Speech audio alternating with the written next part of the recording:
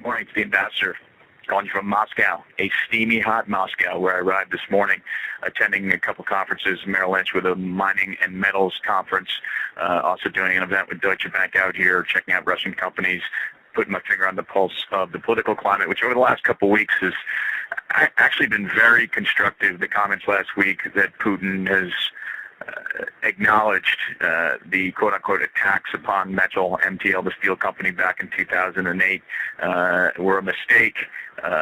The overall concern there was the transfer pricing and some of the domestic access to coke and coal that was, at least at the time, a big concern to the Russian government. But regardless, the tone is a good one. The tone is one where if you can start to see this recognition from the government that corporate governance and political risk in Russia have been the biggest impediments to investment from the market's inception. It's never been about opportunity. You come in from the airport, you see everybody from IKEA to Stockmann, which is a major Scandinavian grocery chain, high-end stuff.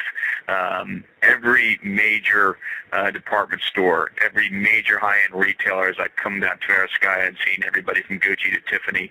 This is an economy that is only held back by the bureaucracy and the still very narrow corridor of the economy, which is functional, and that is primarily still the resources set. But as I look around Russia, the big area of excitement for investors over the last year and a half to 2 years has really been the consumer retail sector.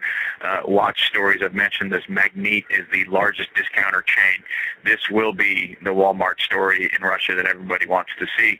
This is a fantastic retailer who continues to improve their margins, and that is a theme you see throughout the retail sector. But bringing it back home, because we're going to be here all week, the markets today in emerging are higher off of what continues to be a pretty solid corporate outlook out of the States. FedEx yesterday, the guidance coming out of a number of the resource companies is that at least Europe isn't that bad. Post-stress test life tells us that at least not only is there some visibility, but there's some stability, and that's really what people have needed to see. Last night, India, or this morning early, India raised rates. No big surprise there, but they continue to see inflation pressures.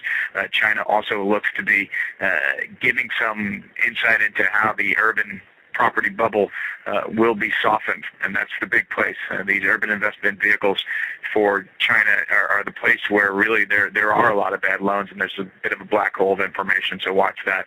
But the British pound showing a strong move higher over the last couple weeks, but again, its retake of the 100 moving day average to me is a risk signal that people should not avoid. Steel companies around the world, I've seen already one steel company today who says that in addition to demand that has not by any means fallen off the cliff, there's this whole restocking issue. Inventories at historical lows relative to what had been over the last 10 years. So watch steel companies who've had a big move. Finally, I think the theme for emerging is to what extent has this rally become long in the tooth, and you have to look to the absolute performance of the MSCI over the last 12 months to say, no, we really haven't, and to look at valuations and say, well, in the context of the Western globe slowed down, emerging markets still look very bullish. The growth is there. Countries are raising interest rates to meet actually consumer needs and to begin to fight off some of the things that are ultimately the biggest problem for emerging market economies, and that is inflation. That's it from today. I'll talk to you soon.